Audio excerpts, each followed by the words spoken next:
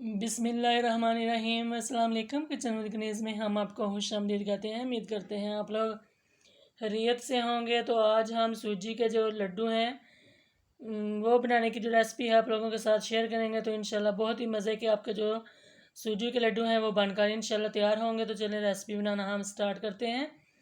लेकिन आपने हमारी वीडियो को फुल वॉच करना है, कोई भी स्टेप आपने मिस नहीं करना, ताकि आपके भी जो सूजी के लड्डू हैं वो बहुत ही ज़बरदस्त किस्म के बनकर तैयार हों। तो वीडियो को फुल वॉच कीजिए। यहाँ पर मैंने एक बर्तन ले लिया है और इसके अंदर हम सूजी जो है वो डाल लेते हैं। तो सूजी मैंने 1.5 प्याली ली है और इसे मैंने छान कर ही शामिल किया है। सूजी को आपने छान कर ही इस्तेमाल करना है। और फिर हमें यहाँ पर दूध चाहिए होगा, तो दूध हम इसके अंदर डाल लेते हैं और इसे दूध के साथ अच्छा सा मिक्स करते जाएंगे। और ऐसे ही आपने मिक्स करना है जैसे हम आटे को मिक्स कर लेते हैं, इसी तरीके से ही आप इसे भी मिक्स कर लीजिएगा।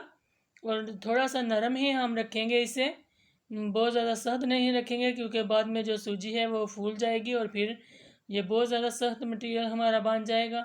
तो इसलिए थोड़ी सी दूध में भीगी हुई ही होनी चाहिए। जैसे मैं रखूँगी इसी तरीके से ही आपको पता चल जाएगा। ये देखें, ये इतनी नरम सी होनी चाहिए, हाथ में बिल्कुल आसानी के साथ ऐसे जो है हाथ इसके अंदर जा रहा है। बिल्कुल मैंने नरम सी किया कर लिया दूध के अंदर। तो अब हम इसे 10-15 मिनट के लिए रख देंगे और फिर इसके बाद वापस आएंगे। तो यहाँ पर जो 15 मिनट हैं वो हो चुके थे मुझे गए हुए, तो मैं वापस आ चुकी हूँ। तो अब हम इसे ऐसे ही मसल लेंगे, थोड़ा सा जैसे आटे को कर लेते हैं।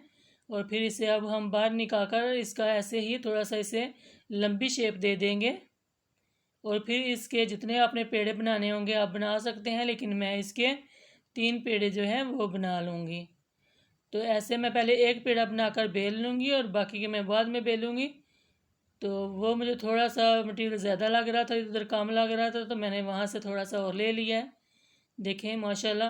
तो ये आप आराम के साथ बेल सकेंगे, ये बिल्कुल भी बेलन के साथ भी नहीं चिपकेगा और ना ही सूजी हमारी जो है वो काउंटर के साथ चिपकेगी। आप आराम से इसे बेल लीजिए। और बाकी का आटा मैं उठाकर साइड पे रख लेती हूँ और इसे हम बेल लेते हैं।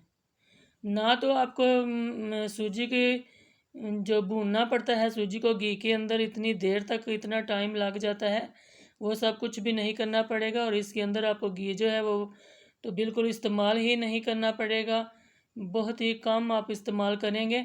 तो इसकी आपने रोटी जितनी मोटी रखनी थी मैंने आपको चेक करा दी है, उतनी ही मोटी रखिएगा।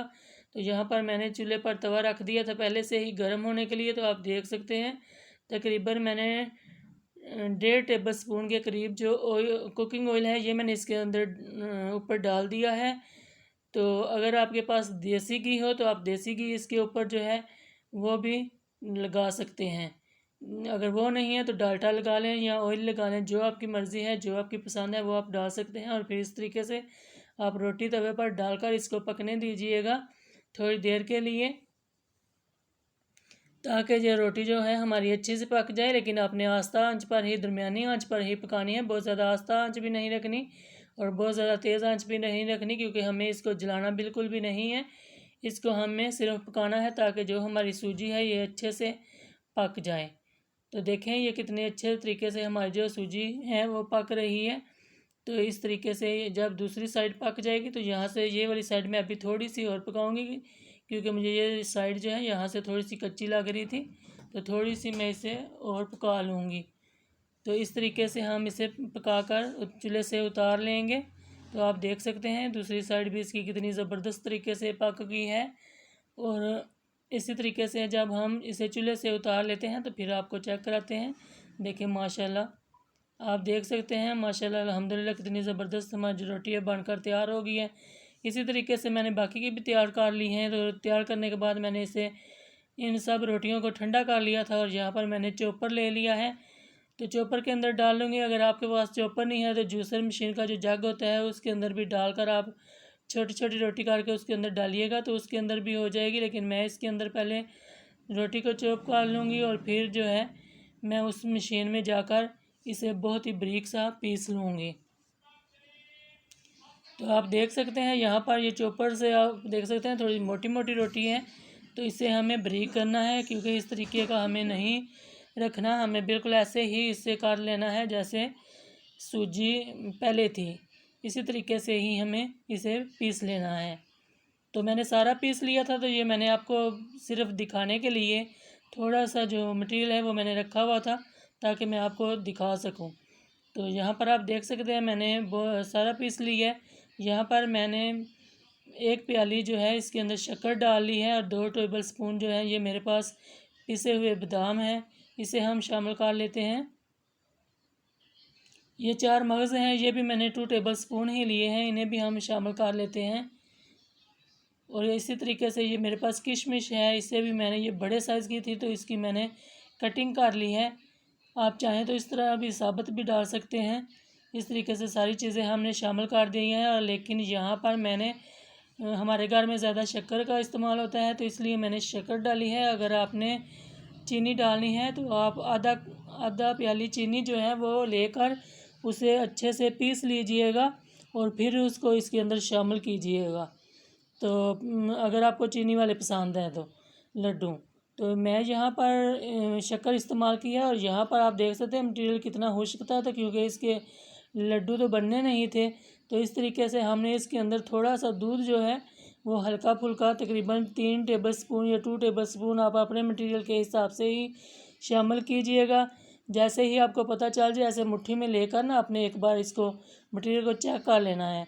अगर ये आपस में जुड़ जाए तो फिर तो बिल्कुल परफेक्ट है, अगर ना जुड़े तो फिर आप इसके अंदर आप थोड़ा सा दूध और मिला सकते हैं। तो देखें मैं इस तरीके से इसे चेक कर लूँगी। आप देख सकते हैं ये कितना अच्छे से जो हमारा लड्डू है ये बन रहा है। तो आपने पहले ऐसे प्रेस करना है और फिर हल्के ही हाथों से इसको दबाना है। बहुत ज़्यादा अगर आप ज़ोर से दबाएंगे तो लड्डू कभी भी नहीं बनेगा। आपने हल्के हाथों से रख के ही बस हाथ में घुमाना है इसे हल्का हल्का, तो ये लड्डू आपका बहुत ही ज़बरदस्त बनकर तैयार हो जाएगा।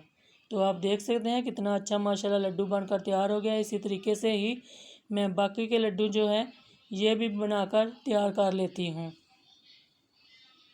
ये इतने मज़ेदार लड्डू बनकर घर में तैयार होते हैं। जब भी कभी आपका मीठा खाने को दिल हो तो आप अपने घर में बनाकर इसे इस मोड़ पर इसे आप सेव कर सकते हैं। ढक्कन वाले डब्बे के अंदर सेव करके अपने फ्रिज के अंदर रख दें। यहाँ पर देखें मैंने आपको लड्डू तोड़ कर दिखाया है, तो कितना ज़बरदस्त हमारा जो लड्डू है ये बनकर तैयार हुआ है। तो आप इसे फ्रिज के अंदर रखें, ये कभी भी ख़राब नहीं होंगे, ये बहुत ही ज़बरदस्त बनकर तैयार होते हैं। तो अगर आपको वीडियो अच्छी लगे तो आप ज़्यादा से ज़्यादा शेयर किया करें, लाइक किया करें अपने फैमिली के साथ, अपने दोस्तों के साथ। अपना बहुत सारा ख्याल रखिएगा, हमें दुआओं में याद रखिएगा। तो अगली वीडियो तक के लिए किचन विद कनीज़ को इजाज़त दीजिएगा। अल्लाह हाफिज़।